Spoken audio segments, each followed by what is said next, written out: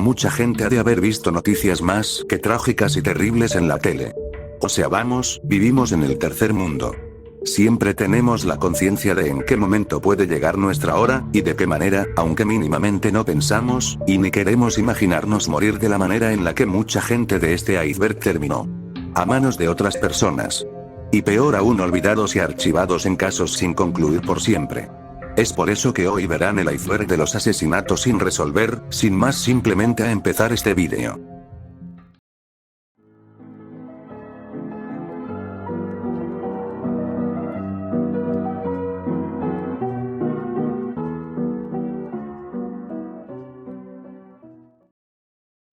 Dorothy Kilgallen. Luego del enigmático asesinato de John F. Kennedy, el 22 de noviembre de 1963, dejó mucho de qué hablar a la prensa y a los medios al momento de tal suceso. Fue así como salieron múltiples sospechosos y teorías del supuesto implicado y en donde perpetró su accionar. Entre todos los investigadores destaca Dorothy Kilgallen, periodista el cual investigó a fondo el caso. Supuestamente ella tenía mucha información que otras personas no desvelaron al público. Sobre la extraña muerte de John, ella dijo que revelaría la verdad y que esta sería la noticia del siglo. Después de entrevistar a Jack Ruby, el cual era uno de los principales sospechosos del asesinato, ella pocos días después fue encontrada muerta en su vivienda, ubicada en Nueva York, y al igual que su caso, como el de John F. Kennedy, no fueron resueltos hasta el día de hoy. Recuerden que el tal Jack Ruby era tan solo un sospechoso y no se le encontró un vínculo exacto con los dos casos. Ricky McCormick. Su cuerpo en muy mal estado fue encontrado en el condado de Missouri en el año 1999, fue complicado para los agentes a quien pertenecía el cuerpo y más aún, las extrañas notas que se encontraban en ambos bolsillos, el cual tenían como mensaje una extraña serie de letras, el cual parecían ser códigos. Debido a un deficiente trabajo en buscar algunas huellas, se terminó por guardar el caso por ser muy raro, por así decirlo. Según su familia, él era un tipo de mal vivir y que tenía algunas denuncias legales con la ley, pero ninguna de las denuncias eran vinculadas con grupos de delincuentes o con mafias.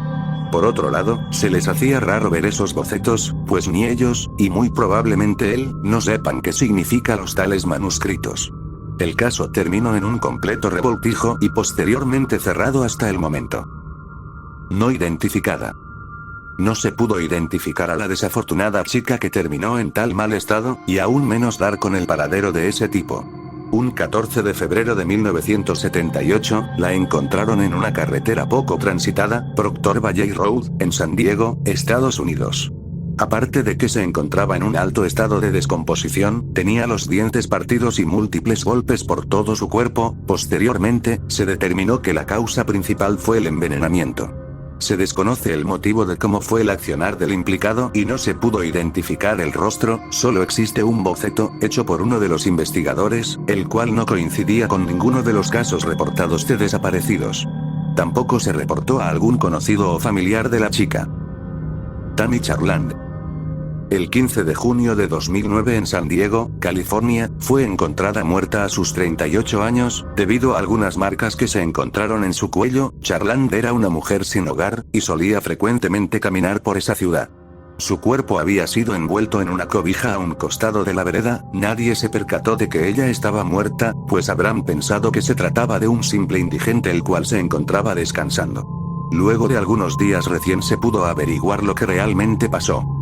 Inculpados por error. Con esto, me refiero a la mayoría de esos casos, que por algún que otro motivo, capturaron a la persona equivocada. No suele pasar a menudo, pero han habido múltiples casos los cuales comprueban que a veces la justicia termina fallando, y deja que el verdadero implicado se salga con la suya. Muchos de estos casos pasaron en la antigüedad, demostrando el nivel paupérrimo de la tecnología en las investigaciones de esos tiempos. Betsy Aiersma. Estudiante de 22 años que asistía a la Universidad de Pensilvania, University Park.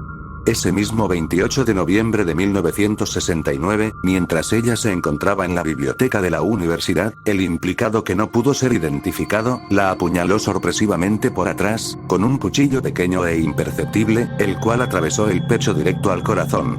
La joven sufrió una hemorragia que la llevó a la muerte. Debido a que se encontraba sentada, mucha gente que pasó por el lugar no se percató de lo ocurrido, debido a que extrañamente la sangre no había salido por completo, y también por el polo rojo que llevaba. Según los testigos que la auxiliaron, aseguraron ver a dos tipos que salieron de la biblioteca, diciendo a los presentes que ayudarán a la joven.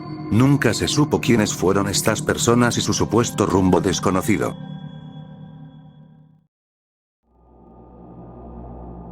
Nivel 2. El caso Taman Shud.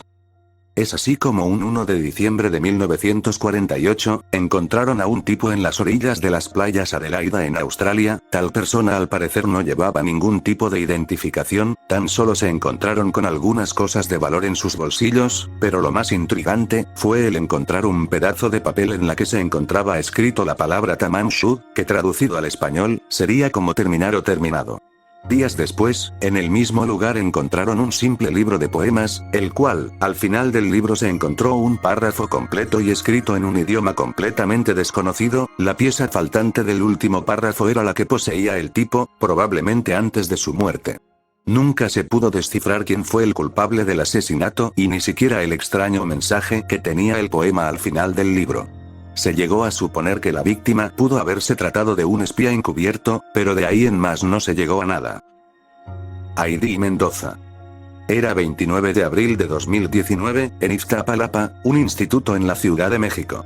Todos se encontraban en clases como de costumbre dentro de sus aulas, cuando de repente se oyó una muy fuerte caída en el pasillo principal. Ahí se encontraba, inerte, el cuerpo de Heidi Mendoza, el cual se encontraba rodeada de sangre en el piso. Fue llevada al hospital, en el cual murió pocos minutos después de ingresar. Según los forenses, la causa de muerte fue debido a un disparo certero. Aunque según los alumnos y maestros que se encontraban en clases, afirmaban que no se escuchó nada o algo lo suficientemente fuerte como para tratarse de un disparo, siendo lo único escuchado, la caída forzosa que tuvo la joven. De ahí en más es un completo misterio quién fue el responsable. No habían testigos, evidencias y peor aún el implicado, que hasta el día de hoy sigue sin ser descubierto. Arliss Perry. Ocurrido el 12 de octubre de 1974, Arliss Perry, de 19 años, vivía junto a su novio dentro del campus de la Universidad de Stanford, en California, Estados Unidos. Luego de tener una fuerte discusión con su pareja, ella decidió salir a tomar aire fresco y de pasada ir a la iglesia del campus. Luego de pasar casi todo un día y al ver que Arliss no regresaba, decidió llamar a la policía. En la misma iglesia la encontraron en el altar con un objeto cortante incrustado en la cabeza. Tanto su pareja como los vigilantes de la zona fueron declarados inocentes debido a que sus huellas no coincidían con los dejados en la escena del crimen. Nunca se supo cómo este asesino logró evadir a los guardias que se encontraban en la puerta de la iglesia, y más aún, cómo logró escapar, ya que presuntamente debió de haberse manchado de por lo menos algunas gotas de sangre, y ni de encontrar alguna prenda sustituida y dejada por el implicado.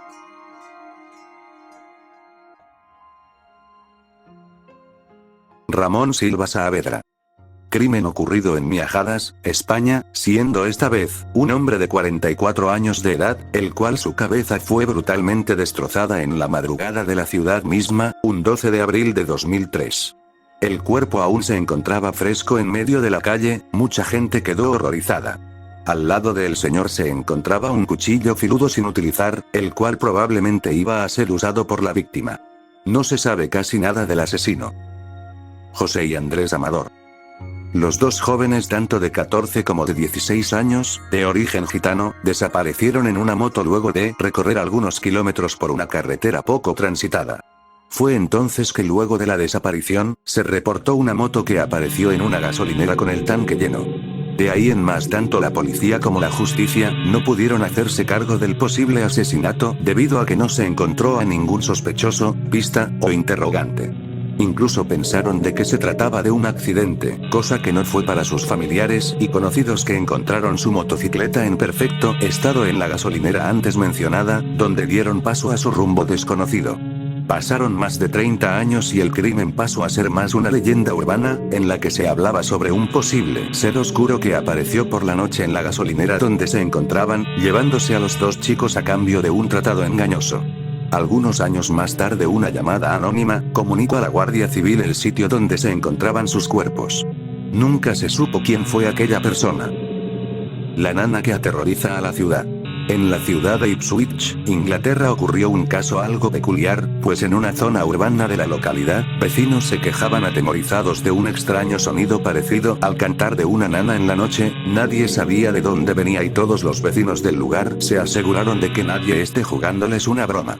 Luego de que no cesara, llamaron a la policía, el cual se encargó de revisar las casas sin encontrarse algo aparente. El extraño canto seguía sonando y cada vez las personas se encontraban más asustadas, pensaban de que se trataba de un alma en pena el cual asesinaron hace ya mucho tiempo. Pero bueno. Al final se descubrió que se trataba de un tocadiscos de un anciano de avanzada edad, en el sótano de su casa. Menudo troll resultó el ancianito XD, ni siquiera sé por qué lo puse en el iceberg la verdad, pero bueno, al menos es una historia algo curiosa y muy random para los vecinos. Carl Newton Magan. ¿Acaso un niño de 6 años es capaz de matar a una persona? Pues temo decirte que esta es la excepción. En mayo de 1929, el pequeño se encontraba junto a su amigo Cecil Van Oos de 8 años, ellos se encontraban buscando chatarra para jugar con este material. Es así como Cecil le quitó algunas cosas que había conseguido Carl, él se molestó, y al ver que Cecil era más grande que él, decidió ir a su casa, buscó el arma de su padre el cual irresponsablemente se encontraba en la mesa, volvió donde se encontraba su amigo y le disparó. Cecil murió instantáneamente. Es así como el niño fue considerado como uno de los asesinos más jóvenes de la historia y no se tiene otro registro parecido. El caso no fue resuelto porque faltaban pruebas, sino porque la justicia no se decidía en si juzgar a un niño, por lo que debido a este revoltijo, no llegaron a nada y el niño quedó libre. Joseph Henry. Ocurrido en el año de 1916, en Idaho, Estados Unidos. Era un contrabandista de alcoholes y bebidas, el cual se encontraba prófugo de la justicia. Se pidió abiertamente la captura del tipo, sin encontrar su paradero, hasta que un extraño asesino acabó con su vida, lo partió en varios pedazos y los enterró en distintas partes del estado. A lo largo de los años, alguna que otra persona encontraba el torso, luego otra el brazo, posteriormente una pierna y así consecutivamente, todos encontrados en tiempos distintos. Debido a un largo trabajo de investigación, en 2019 se descubrió cómo se llamaba aquel desafortunado y una recreación de cómo era su rostro. De ahí en más se desconoce quién fue su asesino y cómo fue el accionar. Asesinato en Chiclana. Doble incidente, que tuvo lugar en Chiclana, España en mayo del 2004. Dos jóvenes de 24 y 19 años, fueron encontrados dentro de una vivienda con las cabezas reventadas, debido a una escopeta, el cual se encontraba increíblemente en uno de los cuartos con la sangre empapada. Lo más aterrador es el cómo, la escopeta llegó a parar en uno de los cuartos, cuando ellos estaban en lugares diferentes. Otro motivo el cual dio de qué hablar, fueron los muchos disparos que fueron impregnados en la pared.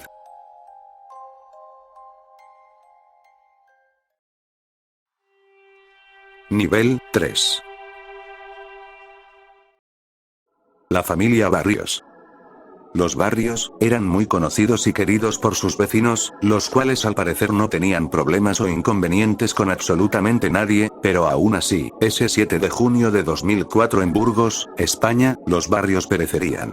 Conformada por Salvador Barrios, el padre, Julia Barrios, siendo la madre y sus dos hijos Álvaro de 12 y Rodrigo de 16 años respectivamente. Este último, Rodrigo, fue a un internado institucional en el cual se quedó alrededor de una semana.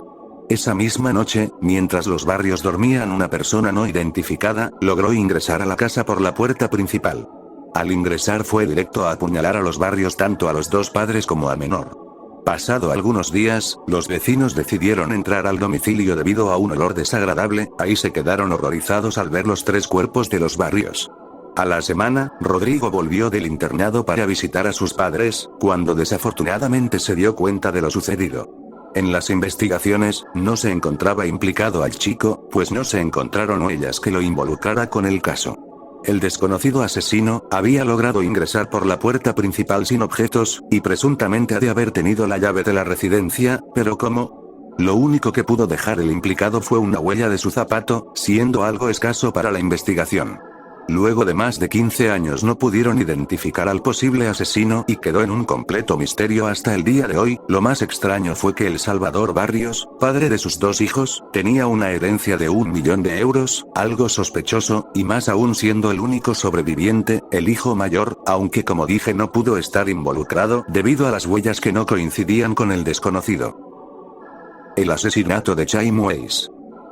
Chaim Weiss era un chico judío de 15 años, el cual residía en Nueva York, Estados Unidos. Siempre asistía a una escuela yeshiva, el cual llevaba las costumbres de los israelíes.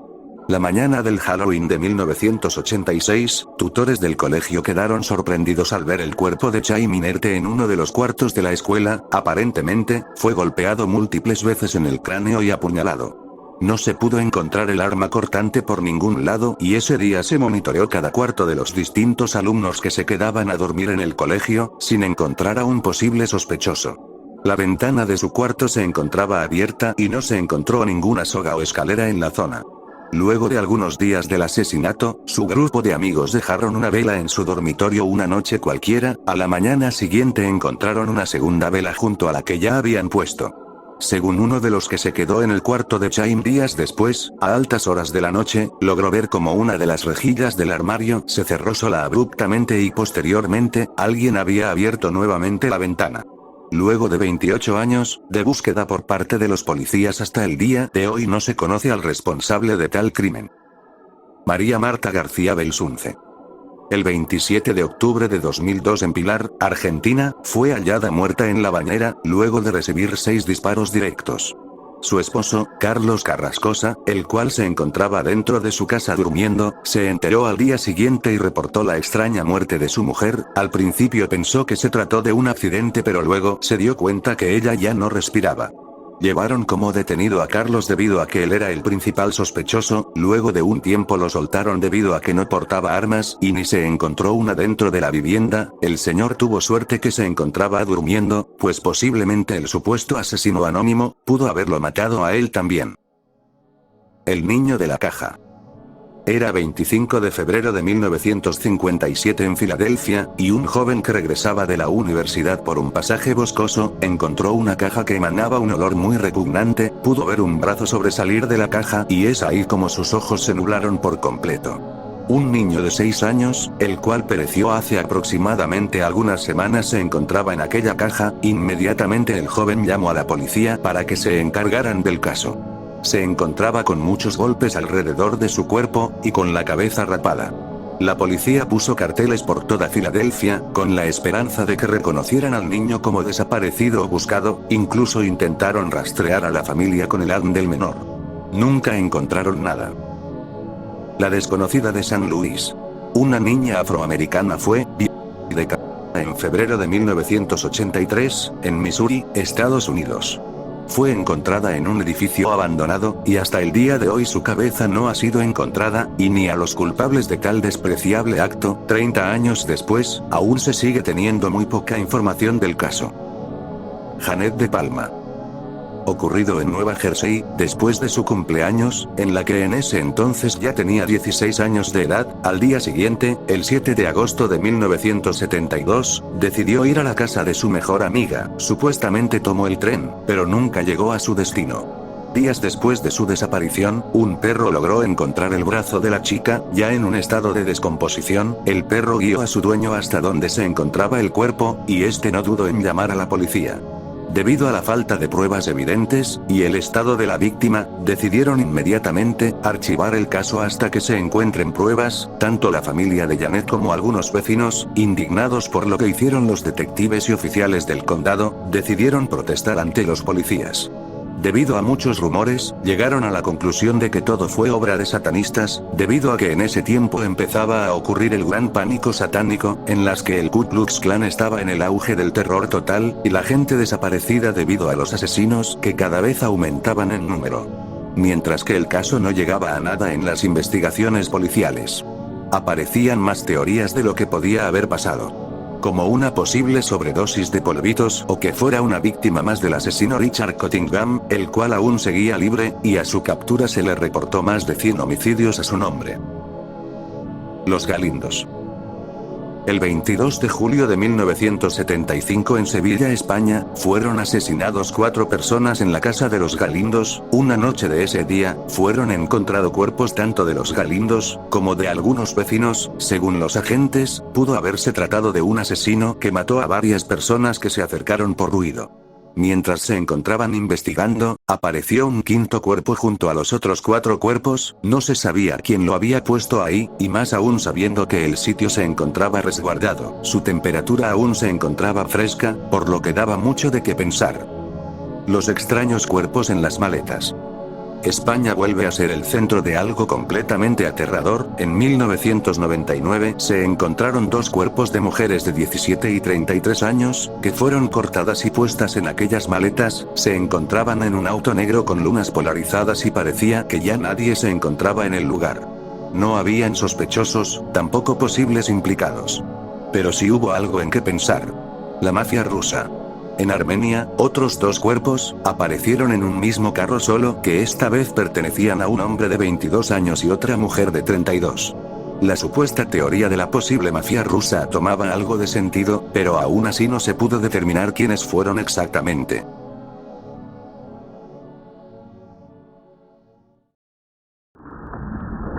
Nivel 4. Jodin Serrín. Budín tenía 39 años, y el 14 de febrero de 2007 estaba en su casa como de costumbre. Ella sufría de algunos problemas mentales, por lo que era constantemente visitada por sus padres. Aunque la chica ya había llevado tratamiento por un buen tiempo. Es así como ese día, en la noche, sus padres decidieron ir a su domicilio. Al ingresar a su dormitorio vieron a un extraño hombre que estaba teniendo relaciones con la chica, al parecer. Los padres decidieron abruptamente cerrar la puerta pensando que entraron en un momento íntimo. El padre de Judin le dijo al hombre que se alistara y se fuera. Luego de algún tiempo y al ver que ni uno de los dos salía, los padres decidieron entrar y encontraron a su hija con múltiples golpes y con el cuello marcado, debido a una posible asfixia.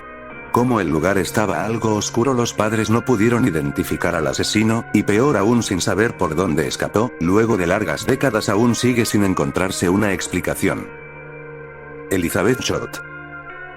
Una mujer que se encontraba recogiendo basura de un hotel abandonado, logró ver a una extraña figura en el piso. Al principio pensaba que se trataba de un maniquí, pero al ver detenidamente quedó aterrorizada.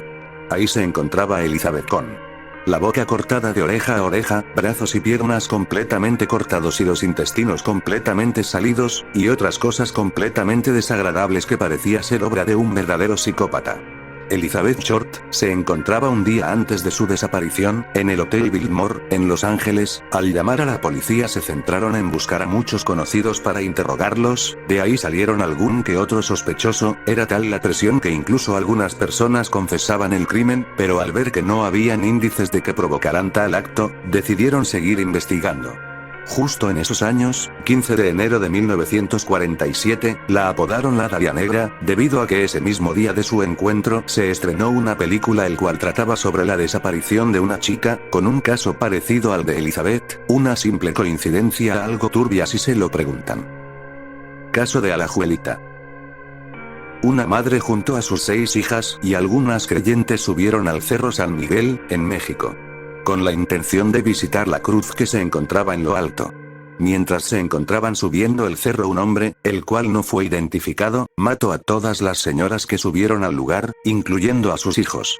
Tan solo 2 personas se quedaron atrás y no llegaron a subir a la cima, convirtiéndose en las únicas sobrevivientes. El caso era muy complejo, ya que no fue avisado por nadie, y al pasar algunos meses de lo sucedido recién fueron encontrados. Tengan en cuenta que las otras 2 señoras simplemente no llegaron al cerro porque bajaron. Solamente se encontró en la escena del crimen algunos perceptibles rastros de sangre y algunas extremidades esparcidos, el cual no dirigían a ningún lugar, aparte de que las víctimas ya no se encontraban en el lugar y se desconocía tanto su paradero como el de los implicados. Era 6 de abril de 1986, y en esos tiempos la Agencia de Investigaciones de México no contaban con la suficiente tecnología como para rastrear a estos asesinos. Lo máximo que pudieron hacer fue encontrar a algunos sospechosos, los cuales no llevaban la investigación a ningún lado. Casi 30 años y el caso no llegó a nada bueno que digamos. El caso Macastre. Sin duda uno de los crímenes más horribles de la historia y a su vez confuso. Era el 15 de enero de 1989, en España, Valencia. 3 chicos llamados Rosario, Valeriano y Pilar de 15, 14 y 15 años respectivamente, fueron brutalmente asesinados, en distintas partes de la localidad. Ese día se les vio a los 3 siendo llevados por un hombre a un bar. Este mismo tiempo después del encuentro de las víctimas, no pudo ser arrestado debido a que no se le encontró nada vinculado a las muertes de los chicos. Lo único que dijo fue que los conocía y que se encontraba conversando con ellos. El primer cuerpo se encontró a las afueras de la localidad, donde un pastor encontró en una caseta de policía el cuerpo de Rosario. Ella se encontraba con signos de tortura y violación. Su órgano íntimo se encontraba completamente destrozado, junto a una sustancia blanca el cual no esperma. Ese mismo día otro reporte en otro lugar distinto dio lugar. Esta vez se encontró el cuerpo de Valeriano, el cual tenía la médula espinal salida y las vértebras. Se encontró un cabello pelirrojo, el cual no coincidía con ninguno de los jóvenes, y también una vela junto al cuerpo. El extraño cabello no terminó identificando a nadie, debido a que no se le pudo rastrear. Luego de 4 meses lograron encontrar a Pilar, el cual tenía signos de violación y se encontraba partida en varias partes. Lo más misterioso del encuentro de Pilar fue que se la encontró debido a una llamada de una persona anónima. Este culpaba a un tal traficante de causar todo lo ocurrido. Luego de decir estas palabras, con una voz ansiosa, cortó la llamada. Debido a que el crimen se volvió confuso al pasar el tiempo, no se pudo llegar a nada, quedando como uno de los crímenes más macabros que ocurrieron en la historia, sin ser resuelto hasta el momento. Crimen sin culpable. Ocurrido el 30 de diciembre del año 2000 en Tokio, Japón. Ahí se encontraban la familia Miyazawa en su hogar como de costumbre una noche, el cual parecía ser de lo más normal, hasta que un extraño sujeto irrumpió el hogar, matando a todos los miembros de esta. Lo más repugnante fue que el extraño asesino se quedó a vivir en esa casa durante algunos días, teniendo a las víctimas en el mismo lugar donde había perpetrado su accionar. Debido a que la agencia de policía logró encontrar huellas del individuo, tanto en el sofá, como en una de las camas, la nevera estaba completamente desordenada y saqueada, y el dormitorio un desastre. Aunque suene increíble, con todas estas evidencias, no se logró identificar al asesino. La agencia japonesa se puso a trabajar con más de 100 hombres en aquella investigación sin dar resultado. Japón tenía tecnología suficiente como para rastrear al tipo, solo que casi no usaban aquellas herramientas, debido al escaso índice de criminalística en el país. Luego de 12.000 pruebas, lograron descifrar tan solo su altura, 1,75. No hay crimen perfecto, solo investigaciones fallidas. Bien se sabe que siempre se puede encontrar algo si se busca con mucha cautela y dedicación. En toda escena del crimen se dejan pistas, huellas o algunas coincidencias algo raras. Siempre habrán errores en la vida, y en los trabajos no es la excepción. Es así como algunos de estos casos, tanto por descuidos o pistas evadidas, fueron claves para que así, aquellos asesinos se salgan con la suya. El deficiente trabajo de la tecnología en los años 70 y 80 no eran tan eficaces como los de hoy en día. Lo único que queda es aprender de esos errores para que así, en algún futuro no vuelvan a ocurrir este tipo de casos, y más aún siendo casos tan complejos y a la vez simples. Si tan solo algún que otro inconveniente no se hubiese presentado en la investigación, posiblemente muchos de estos casos hubiesen pasado a la historia como un incidente más en el que aquellas familias hicieron justicia por sus parientes y familiares.